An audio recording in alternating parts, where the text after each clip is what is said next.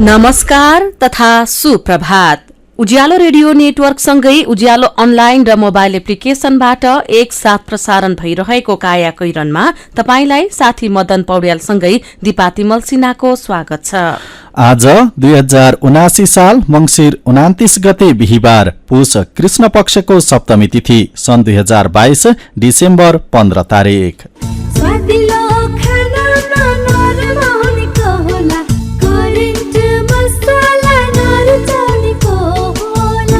काया कैरनको साथमा करेन्ट मसला र करेन्ट चिया, स्वादको झट्का।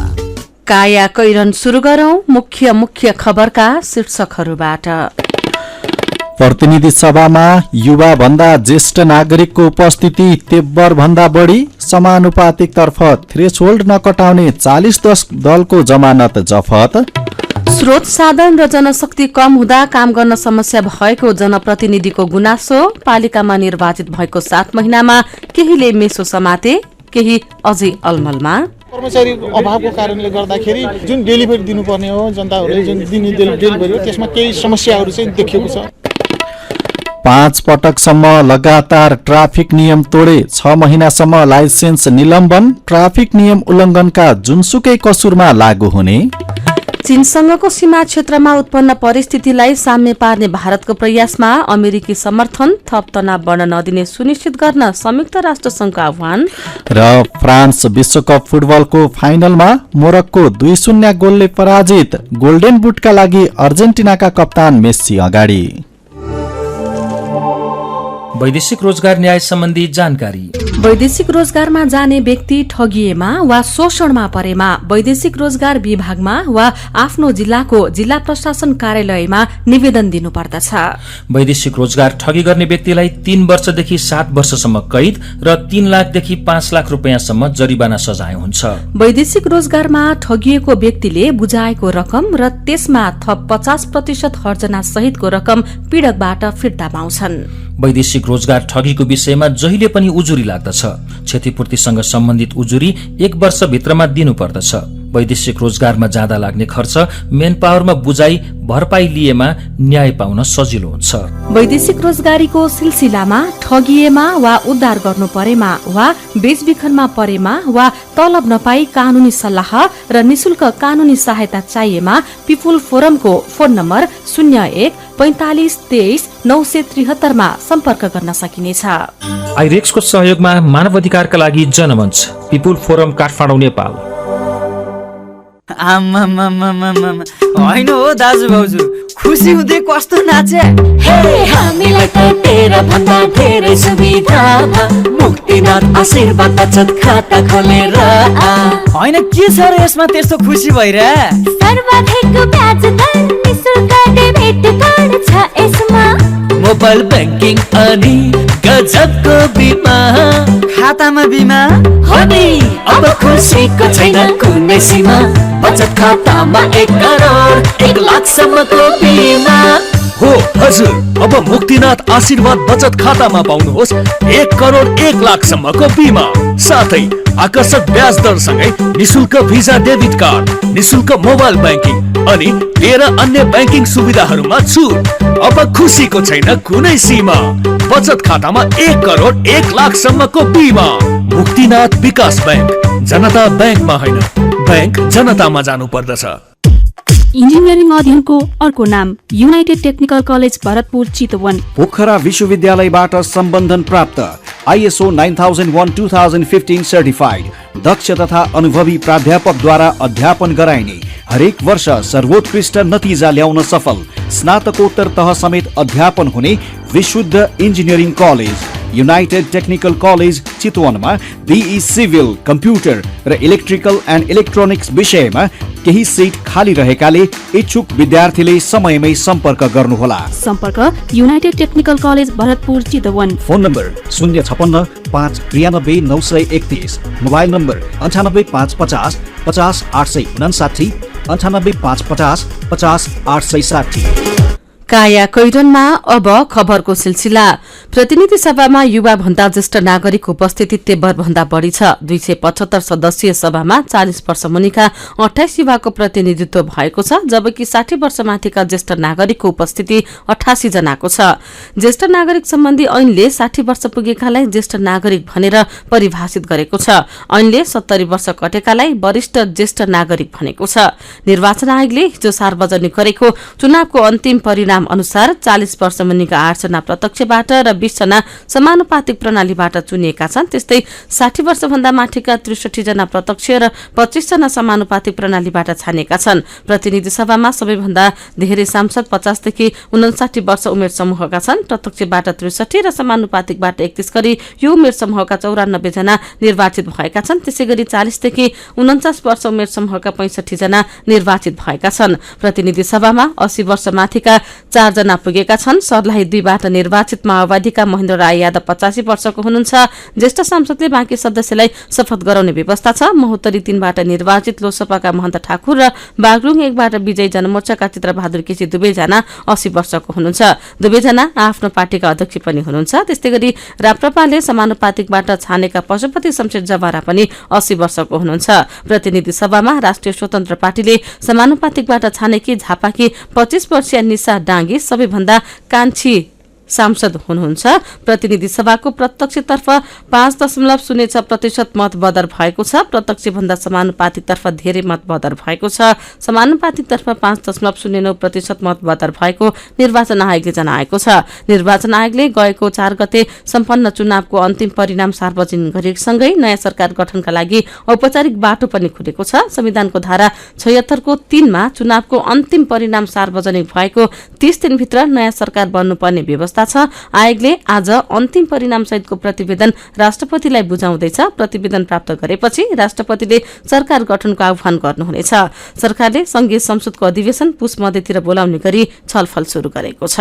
निर्वाचन आयोगका अनुसार प्रतिनिधि सभातर्फ 275 र प्रदेश सभातर्फ 550 जना गरी कुल 825 जना निर्वाचित भएका छन्, जसमा प्रतिनिधि सभातर्फ पुरुष 184 जना अर्थात 66.9% र महिला 91 जना अर्थात 33.1% निर्वाचित भएको प्रमुख निर्वाचन आयुक्त दिनेश कुमार थपलियाले जानकारी दिनुभयो।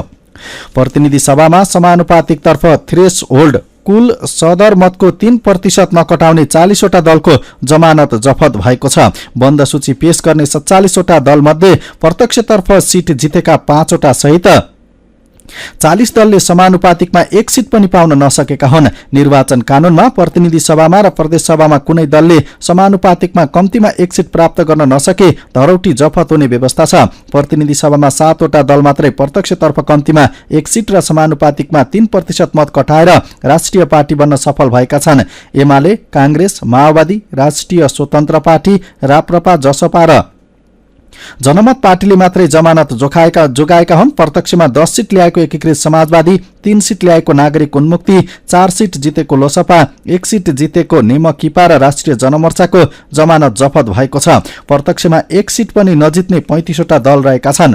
यसैबीच प्रदेशमा सत्ता समीकरणको स्पष्ट चित्र नआउँदै मुख्यमन्त्रीका आकांक्षीले संसदीय दलको नेता बन्न दौडधुप समेत शुरू गरेका छन्। सरकार गठनका लागि सांसद संख्याको जोड घटाउ भइरहेका बेला नेपथ्यमा भने राष्ट्रपति पदमा गैर राजनीतिक व्यक्ति ल्याउने प्रपञ्च भइरहेको छ। शक्ति पृथकीकरणको सिद्धान्त विपरीत 1 दशक अघि न्यायपालिका र कार्यपालिकाको प्रमुख भएका खिलराज रेग्मी वा त्यस्तै व्यक्तिलाई राष्ट्र प्रमुख बनाउन नाटकीय गृह कार्य भएको हो। संविधान जारी भएपछि दोस्रो निर्वाचन सम्पन्न भएर देश विधिको शासनमा अघि बढ्न खोजिरहेका बेला रेग्मी वा सो सरहका व्यक्तिलाई राष्ट्र प्रमुख बनाएर संसदीय राजनीति र जनमतको अपमान हुने भन्दै कांग्रेसकै नेताहरूले सुझाव दिँदै प्रधानमन्त्री शेरबहादुर देवालले भने कदम बढाइसक्नु भएको छ। यही सन्दर्भमा उहाँले मंगलबार बेलुका रेग्मीसँग बालुवाटारमा संवाद पनि गरिसक्नु भएको छ। मंगलबार बेलुका 5:30 बजे बालुवाटार छिरेका रेग्मी प्रधानमन्त्रीसँग 1.5 घण्टा संवाद गरेर निस्किनुभयो। राष्ट्रपति पदमा बस्ने बसाउने विषयमा छलफल भएको स्रोतले दावी गरेको खबर आजको कान्तिपुर दैनिकले छापेको छ। काया कैरनमा रिपोर्टसँगै खबरहरू बाँकी नै छन्, सुन्दै गर्नुहोला। खुसी कसरी खुसी हुन्छ जब बन्ने छैन कोही आफ्नो भन्दैमा आफ्नो हुन्न सम्पर्कमा बस्या खै सम्पर्कका लागि बलियो आधार नेपाल टेलिकम हो राष्ट्रकै सञ्चार सम्पर्कको आधार राष्ट्रको सञ्चार नेपाल टेलिकम राष्ट्रको सञ्चार नेपाल टेलिकम राष्ट्रको सञ्चार शिवम शंकर उपहार सिमेन्ट जगतमै पहिलो पटक सर्वाधिक उपहार स्क्र्याच कार्ड मार्फत स्योर शटमा 5 करोड नगददेखि सुनको सिक्रीसम्म मासिक र मेगा लकी ड्रमा 5 किलो सुन 16 किलो चाँदी हिराको औँठीहरू थाइल्यान्ड भ्रमण तथा हेली टुर शिवम शंकर उपहार नेपाल बैंकको डबल धमाका सबलाई हुन्छ फाइदा पाइन्छ है 2 गुणा प्रतिफल मात्र 5 वर्ष 9 महिना 29 दिन नेपाल बैंक डबल धमाका मुद्दती खाता हुन्छ सावा रकम दोब्बर 5 वर्ष 9 महिना 29 दिनमा साथै नेपाल बैंक डबल धमाका रेमिट्यान्स मुद्दती खाता पाइन्छ सावाको 2 गुणा रकम 5 वर्ष 5 महिनामा समय सँगै अघि बढ्दै नेपाल बैंक लिमिटेड नेपालको पहिलो बैंक सुरक्षित र समृद्ध होस् जिन्दगीको सेरोफेरो भोलिको लागि सोच्नु पर्ने कर्तव्य हो तिम्रो मेरो ढुक्क हुन भोलिलाई बिमा गरौँ है नेसनल लाइफ इन्स्योरेन्समा बिमा गरौँ है विगत 35 वर्षदेखि सञ्चालनरत नेपालकै पहिलो अग्रणी जीवन बिमा company national life insurance company Lazimpat Kathmandu विदेशबाट आयामी गरेको पैसा सिधै तपाईको मोबाइलमा लिन मिल्छ अहिलेको अवस्थामा बाहिर गएर पैसा निकाल्न त्यति सजिलो छैन त्यसैले आफ्नो मोबाइल निकाल्नुहोस् आइएमई पे डाउनलोड गर्नुहोस् अनि घर बसी बसी आफ्नो रकम प्राप्त गर्नुहोस् विदेशबाट आइएमई गरेको रकम प्राप्त गर्न आफ्नो मोबाइल फोनमा आइएमई पे डाउनलोड गर्नुहोस् अब आइएमई गरौँ आइएमई पे मा प्राप्त गरौँ सजिलै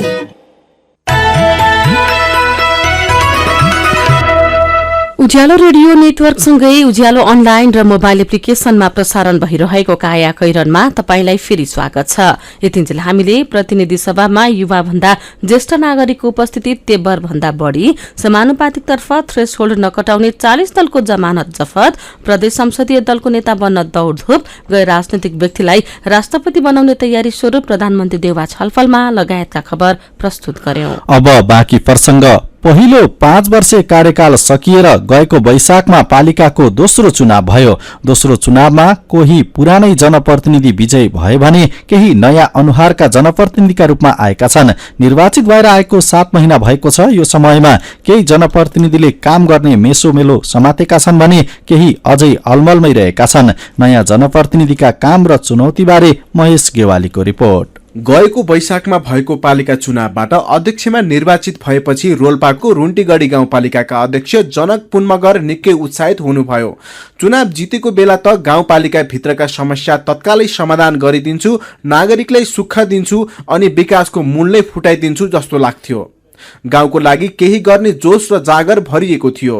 उहाँले पालिकामा शिक्षा, सडक, स्वास्थ्य, रोजगार लगायतका विषयलाई मुख्य प्राथमिकतामा राख्नु भएको छ। तर समय बित्दै जाँदा उहाँ आशा भन्दा निराशामा हुनुहुन्छ।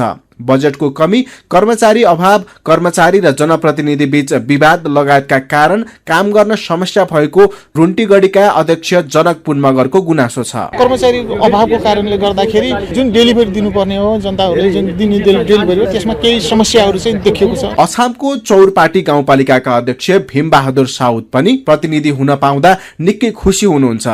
पहिले निर्वाचित भएकाहरूले खासै काम गरेनन्। पहिलेका जनप्रतिनिधिले नगरेको काम म गर्छु अनि वाहवाही कमाउँछु भन्ने साउदको चाहना थियो। तर सोचे जस्तो कहाँ हुन्थ्यो र। अहिले उहाँ मतदाताको तारिफ भन्दा पनि समस्या र चुनौतीबाट घेरिनु भएको छ। पालिकाले पाएका अधिकार संघीय र प्रदेश सरकारले हस्तक्षेप गरिदिँदा समस्या भएको उहाँको गुनासो छ। सिंहदरबारको त गाउँपालिका त गयो, तर गाउँपालिकाबाट वडा गएन के। त्यसमा विज्ञान छ। अब यो हामीले यसको लागि तलैदेखि माथिको नियम कानुनहरू एउटा स्थानीय लेभलसम्म गएर वडा कार्यालयदेखि लिएर हैन गाउँपालिकादेखि लिएर अनि केन्द्रीय प्रदेश सरकार सहित केन्द्रीय सरकारमा आउनुपर्छ भन्ने जस्तो मलाई लाग्छ। देशभरि 753वटा पालिका मध्ये 450वटा गाउँपालिका छन्। नगरपालिकामा भन्दा गाउँपालिकामा काम गर्न चुनौती छ। नगरपालिकामा यसअघि नै विकासका आधारभूत पूर्वाधारको काम सुरु भए पनि धेरै जसो गाउँपालिकामा सुरुदेखि नै काम गर्नुपर्ने छ। कतै कतै पहिलो कार्यकालमा जनप्रतिनिधिले केही आधारभूत काम गरेर सजिलो बनाइदिएका छन् भने कतै नयाँ जनप्रतिनिधिले सुरुदेखि नै काम थाल्नुपर्ने अवस्था छ। पाल्पाको बगनासकाली गाउँपालिकाकी अध्यक्ष सरस्वती चिदी मगर पहिलो कार्यकालमा उपाध्यक्ष हुनुहुन्थ्यो। दोस्रो कार्यकालमा अध्यक्षमा निर्वाचित हुनुभएको छ। यसअघिको कार्यकालमा गाउँको समस्या र आवश्यकता बुझेकाले यसपालि काम गर्न सजिलो भएको उहाँको भनाइ छ। स्थानीय जनप्रतिनिधि एउटा 3 तहको सरकार मध्ये सबैभन्दा प्रभावकारी सरकारको रूपमा स्थानीय सरकार सञ्चालन गर्न सकिन्छ भन्ने अहिलेसम्मको अनुभव छ। पालिका सरकारलाई नागरिकको घर दैलोको सरकार पनि भनिन्छ। यसअघि नागरिकले सरकारी सेवा सजिलै पाएनन् र गाउँठाउँको विकास केन्द्रबाट गर्न गाह्रो भयो भनेर पालिका सरकारको कल्पना गरिएको हो। तर जुन लक्ष्य लिएर पालिका सरकारको स्थापना भयो त्यो लक्ष्य पूरा गर्न जनप्रतिनिधिलाई धौधौ परेको छ। त्यसमाथि पहिलोचोटि निर्वाचित भएकाहरूलाई त सिक्नै समय लाग्ने। 6 महिनामा केही सिकाइ भएको र बाँकी 4.5 वर्षमा उल्लेख्य काम गर्न सकिन्छ कि भन्ने लागेको छ बाँकेको खजुरा गाउँपालिकाका अध्यक्ष डम्बर बहादुर विकलाई। अहिले मूल्याङ्कन गर्ने बेला भएको छैन। यो वर्षको लास्टतिर आइपुग्दा हामीले के गर्यौं र के चाहिँ कामहरू सम्पन्न भए, अब हामी के गर्छौं भन्ने कुरा भन्दा जति मिठो लाग्छ नि अहिले यो विश्लेषणात्मक जस्तो भएका कारणले यो तपाईलाई भने विभिन्न ढंगबाट अवरोधहरू आउँछन्। त्यो अवरोधहरू सबैलाई सन्तुलित गर्दै आफ्नो योजना कार्यान्वयन गर्ने नै हो। रिपोर्टपछि अब फेरि खबरकै सिलसिला। जुनसुकै कसुरमा लगातार 5 पटकसम्म ट्राफिक नियम उल्लंघन गर्ने गाडी चालकको अनुमति पत्र लाइसेन्स निलम्बन हुने भएको छ। 6 महिनाका लागि ट्राफिक प्रहरीले पहिलो चरणमा 26वटा लाइसेन्स निलम्बन गरिसकेको छ। ट्राफिक प्रहरीले यसअघि एउटै कसुरमा लगातार 5 पटकसम्म ट्राफिक नियम उल्लंघन गर्ने गाडी चालकको हकमा मात्रै लाइसेन्स निलम्बन गर्दै आएको थियो। तर अब जुनसुकै कसुरमा लगातार 5 पटकसम्म कारवाही भएको छ भने पनि चालकको लाइसेन्स खारेज हुने भएको छ।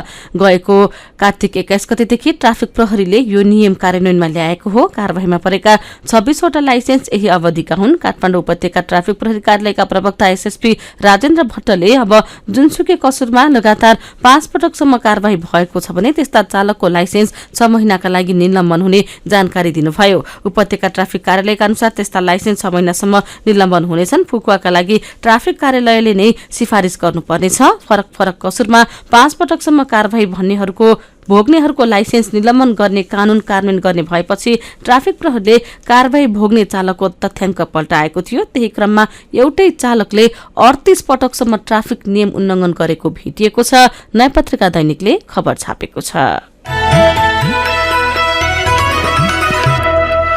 विगत 10 महिनादेखि कायम मुकायम प्रधान न्यायाधीशको नेतृत्व चल्दै आएको सर्वोच्च अदालतमा नयाँ प्रधान न्यायाधीश नियुक्ति पनि अन्यलमा नै परेको छ। निलम्बनकै अवस्थामा चोलेन्द्र शमशेर जबराले अस्ति मंगलबारदेखि अनिवार्य अवकाश पाए पनि नयाँ प्रधान न्यायाधीश तत्काल नियुक्त हुने सम्भावना छैन। प्रधान न्यायाधीशको पद रिक्त हुने 1 महिना अघि नै नियुक्ति प्रक्रिया सुरु गर्ने प्रावधान भए पनि संवैधानिक परिषदको बैठक बस्न सक्ने अवस्था छैन, जसका कारण अझै केही समय न्यायालय कायम मुकायमकै नेतृत्वमा चल्ने देखिएको छ।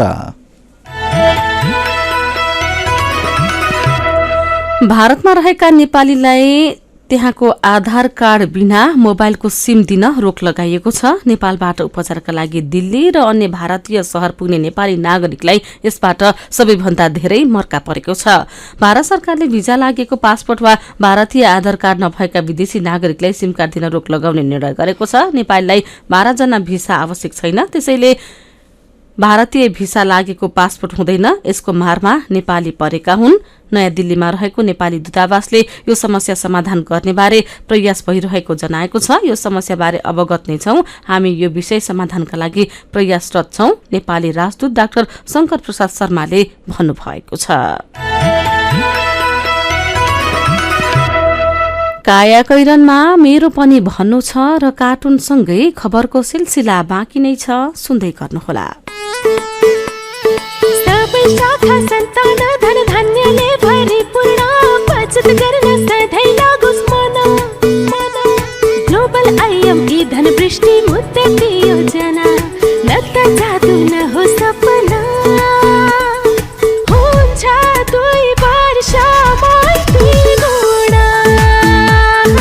हजुर, ग्लोबल आयामी धनवृष्टि मुद्दती योजना निरन्तर बचत गर्ने बानीलाई प्रोत्साहन गर्दै प्रारम्भिक रकमको 10% त्रैमासिक रूपमा अन्तिम त्रैमास बाहेक जम्मा गर्दा प्रारम्भिक रकमको 2 गुणा 2 वर्षमै प्राप्त गर्न सकिने। ग्लोबल आयामी ब्याङ्क, सबैका लागि ब्याङ्क।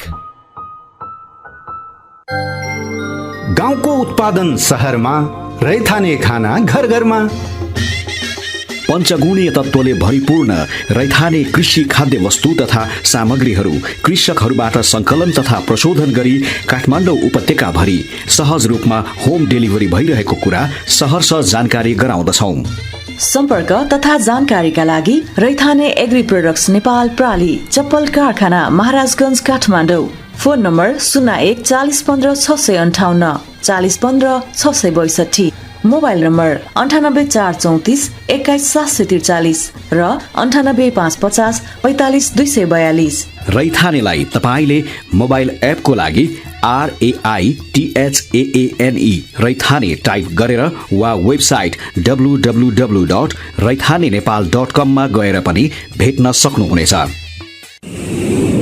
मेरा छोराछोरीको सपना अन्तर्राष्ट्रिय स्तरको उच्च शिक्षा। म पनि यस्तै चाहन्छु। मलाई विश्वास छ हाम्रो सपना र चाहनालाई पूरा गर्छ नेपाल जापान सेवा सेन्टरले। हजुर, उच्च शिक्षाको लागि जापानको जुनसुकै सिटीमा अध्ययन गर्न र जापानिज भाषा सिक्नको लागि हामी तपाईको साथमा छौं।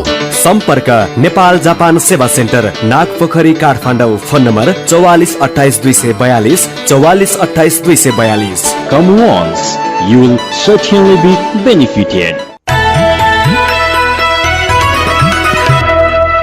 उज्यालो रेडियो नेटवर्क मार्फत देशभरिका विभिन्न एफएम स्टेशन तथा उज्यालो अनलाइन र मोबाइल एप्लिकेशनमा प्रसारण भइरहेको काया कैरनमा तपाईंलाई फेरि स्वागत छ। अब बाँकी खबर। काभ्रेको बनेपा 11 का राजन तामाङ मंगलबार बिहानै हजुरआमा, बुवा, भाइ, बुहारी, काका काकी, छोरा र छोरी गरी 12 जनाको परिवार लिएर बेथानचोक 5 च्याल्टी स्थित भान्जा योगेशको छेवार अर्थात व्रतबन्धमा पुग्नु भएको थियो। 3 ख 4385 नम्बरको रिजर्भ बसमा उहाँसहित 39 जना आफन्त सवार थिए। शुभ कार्यमा पुगेका उनीहरू सबै सकुशल फर्किन सकेनन्। तामाङ समुदायमा संस्कार अनुसार छेवारपछि राजनको परिवारले योगेशलाई मामा घर साथै हिँडाए। बेलुका बस बनेपाका लागि हिँडे पनि आइपुग्न सकेन। बेथानचोक 4 गणेश स्थान नजिकै मूल सडकमा दुर्घटना भयो। यो दुर्घटनामा 17 जनाले ज्यान गुमाए, 22 जना घाइते भएका छन्। दुर्घटनामा ज्यान गुमाउनेमा एकै परिवारका 8 जना परेका छन्, जसमा राजनको परिवार रहेका छन्। राजनको भने धुलीखेल अस्पतालमा उपचार भइरहेको छ। राजनका भान्जा 13 वर्षीय योगेशको बालमैत्री अस्पतालमा उपचार भइरहेको छ। बनेपा 11 का वडा अध्यक्ष शिवकुमार थापाका अनुसार राजनका कान्छो काका काकी भतिजीको पनि अहिले उपचार चलिरहेको छ। परिवारका धेरै जसो सदस्यको दुर्घटनामा ज्यान गएको छ। उहाँले भन्नुभयो, सब जिम्मा लिने समेत कोही छैनन्। राजनका 2 भाइ विदेशमा छन्, उनीहरू आएपछि मात्रै सब लिने कुरा भएको छ। दुर्घटनामा एकै परिवारका 8 जना, सब जिम्मा लिने समेत कोही भएनन् शीर्षकको यो खबर कान्तिपुर दैनिकले छापेको छ। मेरो पनि भन्नु छ। बँदेल शिकार गर्न आन्तरिक पर्यटक ढोरपाटन नगएको खबर उज्यालो अनलाइनमा पढेर सामाजिक सञ्जालमा टाइसन नेपाल नाम राखेका साथीले लेख्नु भएको छ। बँदेलको शिकारलाई राम्रो त मान्न सकिन्न, तर बँदेलले किसानका खेतबारीमा गएर उद्यम गर्छ। दुःख गरेर लगाएको बाली नष्ट हुँदा किसानहरू निराश छन्। यसतर्फ सरकारको ध्यान जाओस्। ठाउँ ठाउँमा बिहे भोज खान जाँदा मानिसहरू बिरामी भएको खबरमा मोहन अर्मजा मगरको प्रतिक्रिया छ। यस्तो स्वास्थ्यमा खेलवाड गर्ने होटल, रिसोर्ट तथा रेस्टुरेन्टहरूलाई जरिवाना सहित सधैँका लागि बन्द गरिनुपर्छ। हरिप्रसाद नाम राखेका साथीले विदेशमा यस्ता भोजहरूमा खानाको नमुना जाँच गराउनु पर्ने नियम रहेको अनुभव सुनाउँदै अब नेपालमा पनि यस्तै नियम गर्नुपर्छ भन्ने प्रतिक्रिया दिनुभएको छ भने सृष्टि पण्डितले परिणामभन्दा गुणस्तरमा ध्यान दिनु आवश्यक रहेको लेख्नु भएको छ। अनि दुर्लभ पंक्षी हुचिल लोप हुने अवस्थामा पुगेको खबर उज्यालोमा पढेर प्रेम अधिकारीको सुझाव छ, पशुपक्षी संरक्षण गर्नु हामी सबैको कर्तव्य हो। सबैले पशुपक्षी संरक्षण गर्ने अभियान चलाउने हो भने पक्कै पनि यस्ता पशुपक्षी संरक्षणमा टेवा पुग्नेछ। विचारका लागि तपाईलाई धन्यवाद। मेरो पनि भन्नु छ। मेरो पनि भन्नु छ प्रस्तुत गर्दै हुनुहुन्थ्यो साथी भोजेन्द्र बस्नेत। काया कैरनमा अब विदेशको खबर। अमेरिकाले चीनसँगको सीमा क्षेत्रमा उत्पन्न परिस्थितिलाई साम्य पार्ने भारतको प्रयासमा आफ्नो समर्थन रहेको जनाएको छ। अमेरिकी रक्षा मन्त्रालयले भारत र चीन बीच द्वन्द्व थप बढ्न नदिन तथा सीमानाको अवस्थालाई सामान्य बनाउन भारतले गरिरहेको प्रयासमा समर्थन रहेको जनाएको हो। गएको शुक्रबार चीन र भारतको सीमा क्षेत्र अरुणाञ्चल प्रदेशको तवाङ र यात्सेमा दुवै देशका सैनिक बीच झडप भएको थियो। भारत र चीन दुवैले एकअर्कालाई आफ्नो भूमिमा अतिक्रमण गरेको आरोप लगाएका छन्। संयुक्त राष्ट्र संघका महासचिव एन्टोनियो गुटेरेसले पनि भारत र चीन बीचको तनावलाई कम गर्न आह्वान गर्नु भएको छ। अब खेल खबर। साबिक विजेता फ्रान्स लगातार दोस्रो पटक फिफा विश्वकपको फाइनलमा प्रवेश गरेको छ।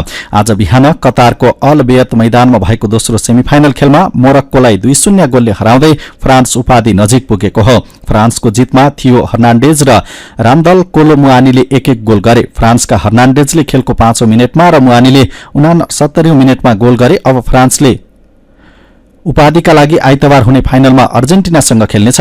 पहिलो सेमिफाइनलमा अर्जेन्टिना क्रोएसियालाई 3-0 गोलले हराउँदै फाइनलमा पुगिसकेको छ। फ्रान्सले यसअघि सन् 2018 मा रुसमा भएको विश्वकपको उपाधि जितेको थियो। साथै फ्रान्स सन् 1998 को विश्वकप विजेता टोली पनि हो। यसैबीच कतारमा भइरहेको फिफा विश्वकप फुटबलमा गोल्डन बुटका लागि अर्जेन्टिनाका कप्तान लियोनल मेस्सी अगाडि रहेका छन्। आज बिहान भएको दोस्रो सेमिफाइनलमा फ्रान्सका फरवार्ड किलियन एम्बापेले गोल गर्न नसक्दा गोल्डन बुटमा मेस्सीको सम्भावना बलियो बनेको हो। गोल्डन बुट र गोल्डन बलका लागि फ्रान्स र अर्जेन्टिनाका खेलाडीलाई दावेदारका रूपमा हेरिएको छ, तर मुख्य प्रतिस्पर्धा मेस्सी र एम्बापे बीच नै देखिएको छ। दुवै खेलाडीले 5-5 गोल गरेका छन्। असिस्टका आधारमा लियोनल मेस्सी सूचीको शीर्ष स्थानमा रहेका छन्। फिफाको नियम अनुसार गोल्डन बुट विजेताको निर्धारणमा 2 वा त्योभन्दा बढी खेलाडीको समान गोल भएको अवस्थामा असिस्ट संख्या गणना हुनेछ। असिस्ट पनि बराबरी भए कम मिनेट खेल्ने खेलाडीले गोल्डन बुट पाउनेछन्। मेस्सीको 3 असिस्ट र एम्बापेको 2 असिस्ट रहेको छ। अब केही खबर संक्षेपमा। राष्ट्रिय स्वतन्त्र पार्टीका सभापति रवि लामिछानेलाई सांसदको शपथ लिन रोक लगाउनु पर्ने मागसहित सर्वोच्च अदालतमा रिट दर्ता भएको छ। अमेरिकी नागरिकता लिएपछि निष्क्रिय भएको नेपाली नागरिकता प्रयोग गरेको भन्दै उहाँको सभापति पद समेत खारेज गर्न माग गरिएको छ। दक्षिण कोरियाले रोजगार अनुमति प्रणाली ईपीएस अन्तर्गत आउँदो 1 वर्षभित्र 40,000 नेपाली कामदार लैजाने जनाएको छ। कोरियाको श्रम तथा रोजगार उपमन्त्री पार्क जिङपिलले श्रम रोजगार तथा सामाजिक सुरक्षा सचिव एकनारायण अर्याललाई यसबारे जानकारी दिनुभएको हो। नेपालबाट 1 वर्षभित्र निर्माण, उत्पादन र कृषि क्षेत्रमा 40,000 नेपाली ल्याउँछौं। सिंगापुरमा भएको द्विपक्षीय भेटमा उपमन्त्री जोङपिलको भनाई उद्धृत गरी अर्यालले भन्नुभएको छ। मौद्रिक नीतिको पहिलो त्रैमासिक समीक्षामा अन्तर्ब्याङ्क ब्याज दर, स्प्रेड दर सम्बन्धमा नीतिमा नेपाल राष्ट्र बैंक केही लचक भएको छ। केन्द्रीय बैंकले समीक्षाका समयमा स्प्रेड दरको सीमा 4% मा झार्ने नीति लिएको थियो, तर यो व्यवस्था आगामी असारदेखि मात्रै कार्यान्वयन गर्दा हुने भएको छ। मौद्रिक नीतिलाई कार्यान्वयन गर्न हिजो राष्ट्र बैंकले ल्याएको निर्देशिका अनुसार चैत महिनादेखि वाणिज्य बैंकहरूले औसत ब्याज दर अन्तर स्प्रेड दर 4.2% कायम गर्नुपर्ने भएको छ। काया कैरनमा अब पालो उखानको। मनको लड्डुले पेट भर्दैन। उखानसँगै हामी काया कैरनको अन्त्यमा आइपुगेका छौं। आजका मुख्य खबर फेरि एकपटक। प्रतिनिधि सभामा युवा भन्दा ज्येष्ठ नागरिकको उपस्थिति तेब्बर भन्दा बढ़ी, समानुपातिक तर्फ थ्रेशोल्ड नकटाउने 40 दलको जमानत जफत। स्रोत साधन र जनशक्ति कम हुँदा काम गर्न समस्या भएको जनप्रतिनिधिको गुनासो। पालिकामा निर्वाचित भएको 7 महिनामा केहीले मेसो समाते, केही भने अझै अलमलमै। 5 पटकसम्म लगातार ट्राफिक नियम तोडे, 6 महिनासम्म लाइसेन्स निलम्बन। ट्राफिक नियम उल्लंघनका जुनसुकै कसुरमा लागू हुने। चीनसँगको सीमा क्षेत्रमा तनाव परिस्थितिलाई साम्य पार्ने भारतको प्रयासमा अमेरिकी समर्थन। थप तनाव बढ्न नदिन संयुक्त राष्ट्र संघको आह्वान। र फ्रान्स विश्वकप फुटबलको फाइनलमा मोरक्को 2-0 गोलले पराजित। गोल्डन बुटका लागि अर्जेन्टिनाका कप्तान मेस्सी अगाडि। र अन्त्यमा आजको कार्टुन। आज हामीले गजब छ बा शीर्षकमा अभिनय बनाउनु भएको कार्टुन लिएका छौं। कार्टुनमा एउटा प्रहरी चौकी छ। एकजना प्रहरीका हाकिम चौकीमा बसेर पत्रिका पढ्दैछन्। पत्रिकामा बन्दी छुटाउन अध्यादेश शीर्षकको खबर छापिएको छ। अर्का एकजना प्रहरी भने पाकेटमारलाई समातेर चौकीमा ल्याउँदैछन् अनि आफू पक्राउ परेपछि ती पाकेटमार प्रहरीलाई भन्दैछन्, खासा पाकेट मात्र मारे हो, तर अर्थ कि अलि ठूलो काण्ड राखिदिनु है, मलाई अलि छिट्टै छुट्नु छ क्या। आजको काया कैरन सकिएको छ। उज्यालो मोबाइल र अनलाइनमा प्रसारण भइरहेका रेडियो र अनलाइनका सामग्री भाइबरमा पनि उपलब्ध छन्। काया कैरनबाट प्राविधिक साथी प्रवीण श्रेष्ठसँगै हामी पनि बिदा माग्छौं। धुवा धुलोसँगै मौसमी फ्लूबाट जोगिन घर बाहिर निस्कँदा मास्क लगाउन नबिर्सौं। नमस्कार।